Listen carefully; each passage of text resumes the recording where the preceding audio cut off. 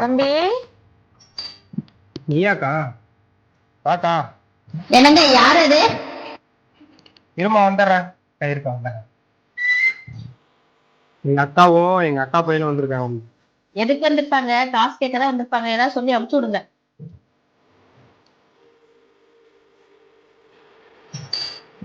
சொல்லுக்கா, என்ன விஷயமாக்கா வந்தா?